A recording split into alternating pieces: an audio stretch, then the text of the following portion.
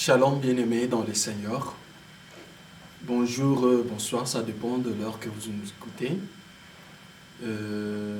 Nous sommes aux États-Unis, précisément à Champaign, et dans votre mission intitulée Serpent d'Aaron, dont vous allez bénéficier des grâces et des connaissances. Je sais que aujourd'hui, il ne faut pas zapper parce que le Seigneur au rendez-vous, il va vous visiter par la connaissance, par le don, je ne sais pas. Et soyez réellement scotchés et cimentés en ce net moment. C'est vrai que je ne suis pas seul sur ce plateau. Je suis avec un homme de Dieu, le pasteur Bienvenu, qui est notre invité de séjour pour que nous puissions partager de la part du Seigneur Jésus-Christ. Raison pour laquelle, sans plus tarder, je vous présente directement notre orateur de ce jour, le pasteur Bienvenu. Shalom, pasteur. Shalom, frère. Comment la santé et l'Église?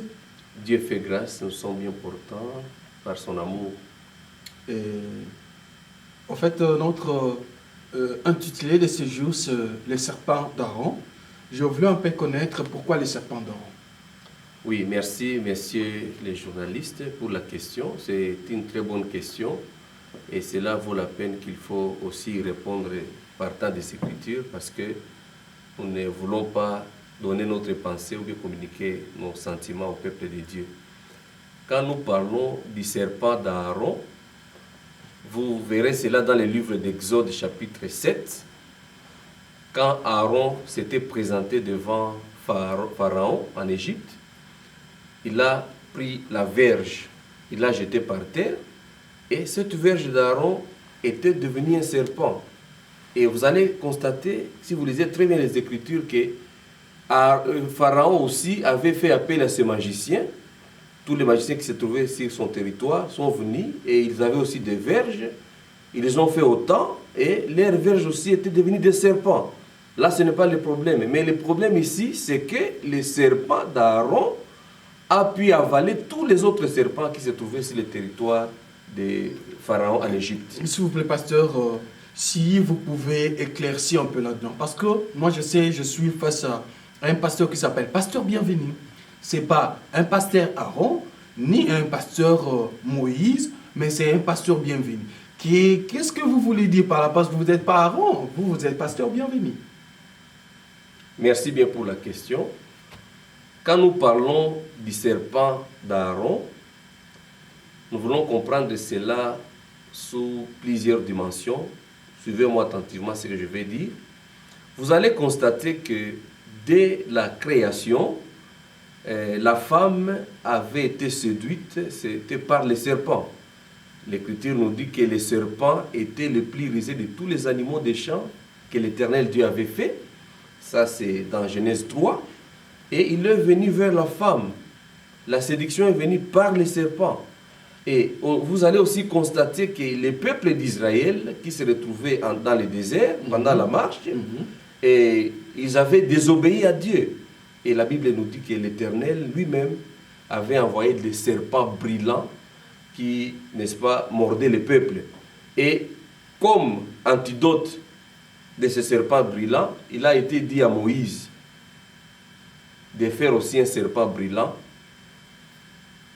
un serpent d'airain, et de le placer sur une perche, de telle sorte que si quelqu'un avait été mordu par le serpent, dès lors qu'il regardait sur la perche, c'était la guérison au lieu de la mort.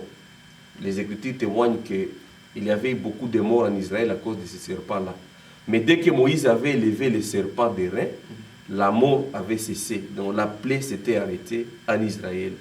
Et il est tout à fait normal, quand le Seigneur Jésus est venu, il s'est lui-même identifié à ce serpent d'airain-là.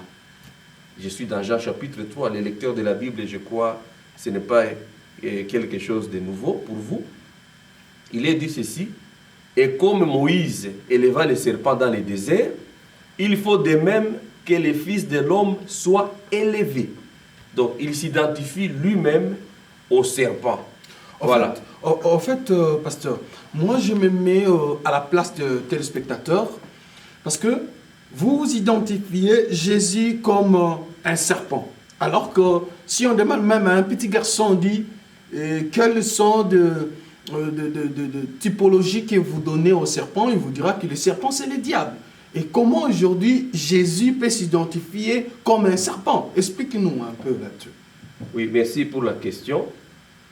C'est vrai, il est écrit dans Apocalypse 12, verset 9, que le diable, qui est le serpent ancien, on l'appelle ainsi, le serpent ancien, le diable. Effectivement, le diable s'identifie au serpent dans quel sens? Quand le péché est entré, quand la séduction est venue, ce n'est pas Dieu qui est venu tenter Adam ou bien Ève. Parce que l'Écriture nous dit que Dieu n'est jamais tenté par le mal et il ne tente lui-même personne. D'où la tentation ne peut pas venir de Dieu, mais la tentation vient du diable. D'ailleurs, quand on l'appelle le diable, c'est-à-dire l'adversaire. Donc il s'est opposé à Dieu et il ne pouvait pas laisser tranquille la créature de Dieu. Adam qui avait été créé à l'image de Dieu. Tous les combats du diable s'étaient focalisés maintenant sur Adam. Voilà comment est-ce que les serpents étaient l'instrument entre les mains du diable pour apporter la séduction. C'est dans ce sens-là que la Bible dit que le serpent ancien, c'est le diable. Mais écoutez-moi très bien, c'est une très bonne question et qui mérite d'être bien répondue. Comme Satan est venu sous forme de serpent pour apporter la séduction, de même Dieu aussi, pour apporter la guérison, il devait prendre aussi la forme du serpent. Et quand nous disons le serpent d'Aaron ici, comprenez que le serpent d'Aaron, avant de devenir serpent, il était d'abord dans la main d'Aaron comme une verge, une verge, n'est-ce pas? C'était d'abord une verge dans la main d'Aaron. Ensuite, quand il l'a jeté par terre, cette verge-là est devenue serpent. C'est tout le mouvement de Dieu. Parce que la verge parle de l'autorité, de la force, de la puissance. Explique encore, explique, pasteur, s'il vous plaît. Dieu qui est esprit, c'est ça la force, l'autorité, la puissance. Mais quand il vient en chair, la Bible dit que le mystère de piété est grand. Je suis dans 1 Timothée 3,16. Dieu a été manifesté en chair. Dieu manifesté en chair, c'est ça la verge d'Aaron qui devient un serpent. C'est-à-dire que quand il vient comme un serpent, c'est pour faire un service. Vous allez remarquer en lisant les Écritures dans Philippiens chapitre 2, Dieu s'est dépouillé lui-même en prenant la forme du serviteur. C'est-à-dire le serpent, la verge, l'autorité, la force, la puissance, l'esprit, la divinité, la royauté. Mais en venant sur la terre, il s'est dépouillé. Il est venu comme un serviteur. Donc le serpent était le serviteur pour apporter la guérison. Voilà pourquoi Jésus est venu comme le serviteur de l'Éternel pour apporter la guérison et guérir la blessure causée par le serpent qui est l'ancien ou bien le diable, l'accusateur. Merci beaucoup. Je sais que vous suivez avec beaucoup d'attention. Si vous avez des questions, veuillez nous contacter. Si vous avez des avis contraires à présenter, veuillez aussi nous contacter. Parce que vraiment, le sujet est tellement profond que ça demande beaucoup de choses là-dessus. J'aimerais que vous qui nous suivez partout ailleurs dans le planète Terre, si vous avez des avis ou soit vous voulez enrichir cette connaissance, veuillez vraiment nous notifier ou nous contacter, ça sera une très bonne chose. Mais pasteur, c'est bien tout ce que vous dites là, mais par rapport à la société aujourd'hui, parce que nous devons aussi parler, pour ceux qui nous écoutent, d'être réellement édifiés, par rapport à la société aujourd'hui, comment situez-vous le travail des serpents, qui est Jésus-Christ, et le travail des serpents, qui est le diable, dans la vie de ceux qui nous suivent? Je veux d'abord bien expliquer cela, parce que je ne voudrais pas qu'il y ait d'ambiguïté autour de ce sujet. Quand nous disons que les serpents, c'est Jésus ou bien Dieu lui-même, il y a d'autres qui se frottent peut-être la tête, qui se demandent, mais ça c'est quel enseignement? Vous allez constater ceci, l'Écriture nous dit que Dieu se cache dans la création. Si vous lisez Romains chapitre 1er, verset 20, l'Écriture nous dit que les perfections invisibles de Dieu, sa puissance éternelle ainsi que sa divinité se voient comme à l'œil nu quand on les considère dans ses ouvrages. C'est-à-dire quand nous voyons la création, c'est toute la divinité qui est cachée. Je prends un autre témoin, les bien-aimés Job, qui a vécu en son temps, mais quand je lis les écrits de Job, et quand j'observe ce que Job avait dit dans le livre de Job 42, au verset 5, il dit ceci: « Mon oreille a entendu parler de Dieu. Maintenant, mon œil t'a vu. L'œil de Job a vu Dieu. » La question qu'il faut se poser, est-ce que Job vraiment a vu Dieu comme ça? Non, Job n'a pas vu Dieu, mais c'est à travers la création. Parce que Dieu est venu parler à Job en lui présentant l'hippopotame, en lui présentant les crocodiles, en parlant des sauterelles, en parlant des lions, en parlant des animaux et des choses de la nature. Et Job a fini par comprendre que toutes ces choses-là ne parlent que de Dieu lui-même. Il y a les caractéristiques de Dieu. Vraiment? Quand vous prenez, excusez-moi, je vais finir la pensée. Oui. Quand vous prenez par exemple les crocodiles, ou bien l'hippopotame, ou bien les lions, il y a des caractéristiques de la divinité, ou bien les caractéristiques de Dieu dedans à travers ces choses. Vraiment, je sais que ça va encore très très barder parce que vous comprenez, on est en train d'expliquer comment Dieu, c'est un serpent, mais au même temps on est en train d'expliquer comment Dieu prend la forme de la nature. C'est encore un débat très riche pour vous qui nous suivez partout. Mais j'aimerais d'abord aujourd'hui qu'on puisse d'abord nous atteler sur les serpents, parce que si on devait dire sur les lions, sur l'hippopotame, tout ça, ça va nous prendre beaucoup de temps. Mais sur cela, pasteur, nous voulons comprendre ceci. Parce que Dieu étant les serpents, est-ce qu'aujourd'hui, les diables existent encore sous ces formes de serpents ou il a changé de forme? Est-ce que Dieu fait toujours ce travail comme un serpent aujourd'hui, ou soit c'était par rapport à une période donnée et tout ça?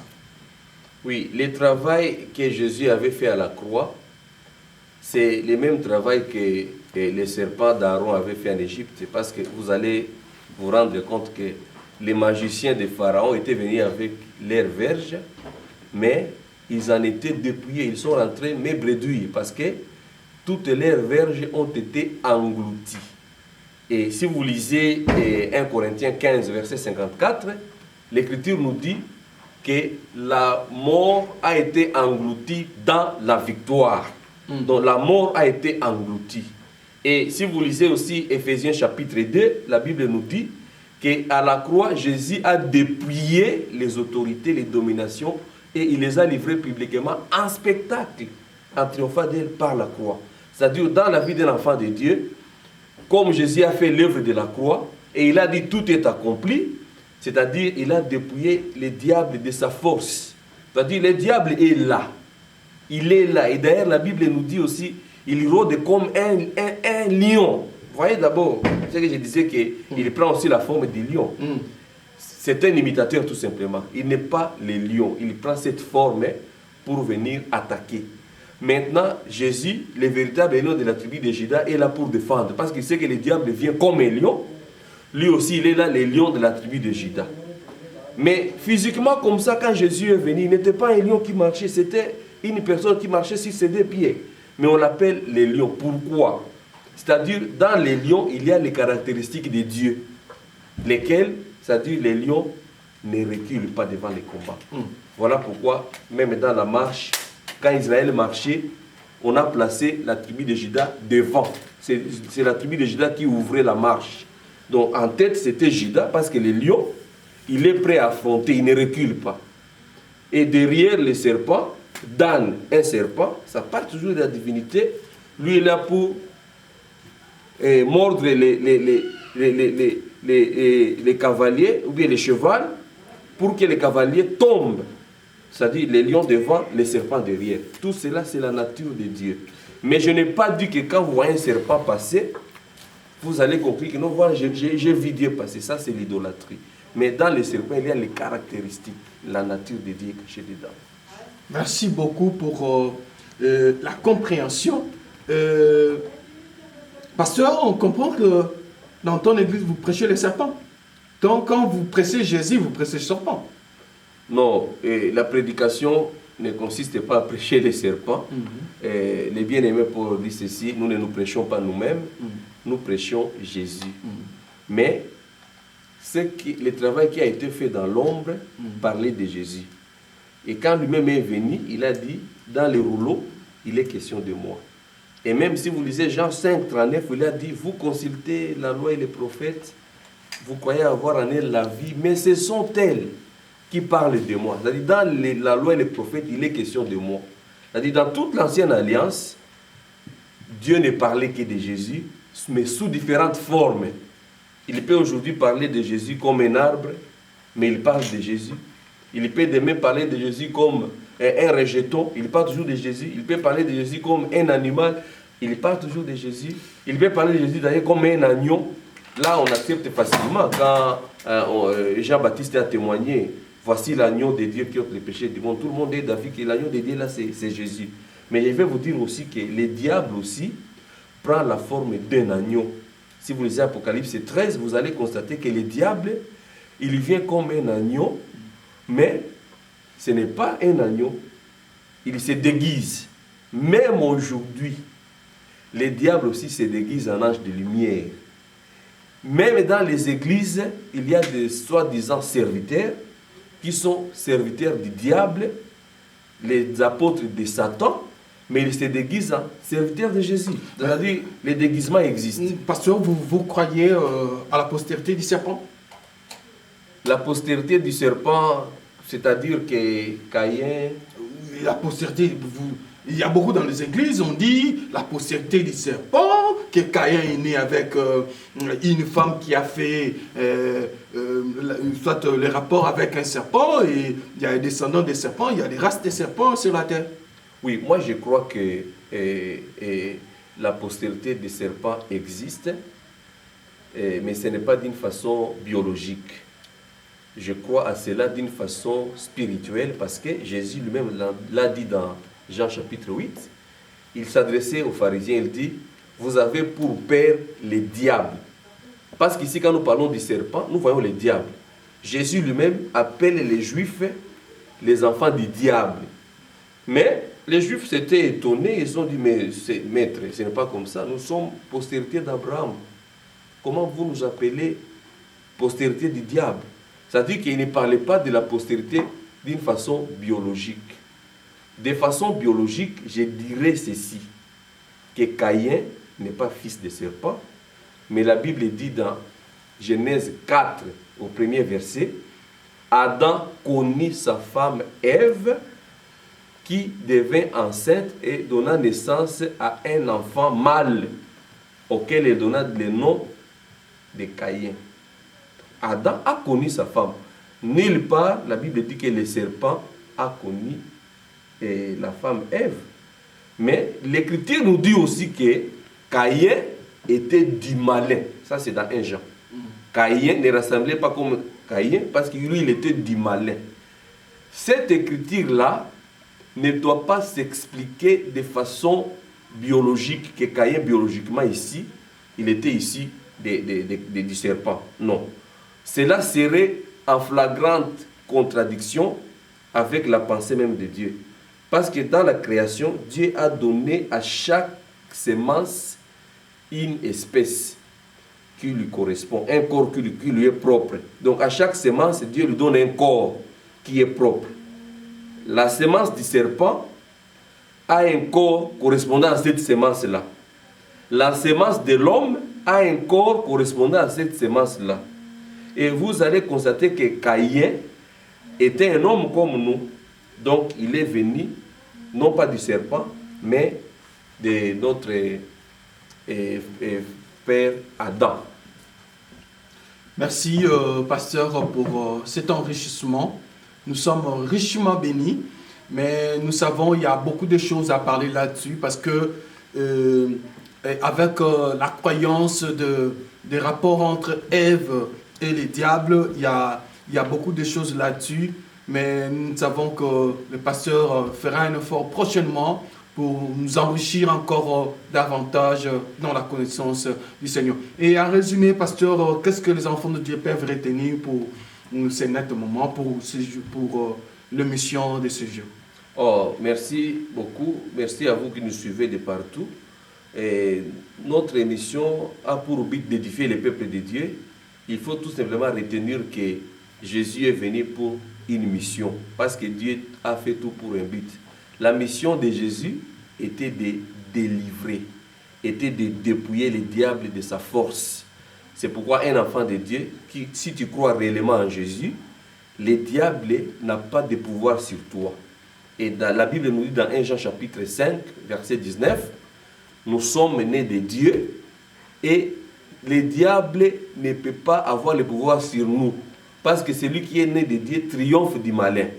Donc le diable peut avoir le pouvoir sur nous si seulement nous abandonnons la parole de Dieu. Mais dès lors que nous sommes dans la parole, nous vivons dans la volonté de Dieu, c'est ça notre protection. Et d'ailleurs, il est écrit que le nom de l'Éternel, c'est une tour forte. Les justes s'y réfugient, se trouvent en sécurité. Le nom de l'Éternel, c'est le nom de Jésus. Le nom de l'Éternel, c'est ça la parole de Dieu. Donc si vous demeurez dans la parole de Dieu, le diable est déjà dépouillé devant vous. Mais si vous êtes en dehors de la parole de Dieu, le diable peut exercer son autorité, son pouvoir sur toi, et il peut te manipuler à volonté. Voilà ce que je pouvais dire pour aujourd'hui par rapport à la question qui m'a été posée sur les serpents. Merci beaucoup. Je crois que si nous analysons très bien notre livre de Genèse, vous allez comprendre qu'il y a trois personnages là-dessus. On parle de l'homme, on parle du serpent et puis on parle de la femme. Et prochainement, nous allons un peu expliquer quelle place la femme a par rapport aux Écritures, par rapport à la Bible, par rapport au ministère, parce que la femme aussi avait une mission quand Dieu l'avait placée en Éden. Que le Seigneur vous bénisse richement et que vous soyez connectés toujours dans cette émission. Et à la présentation, c'était votre humble serviteur Becca Céleste. Que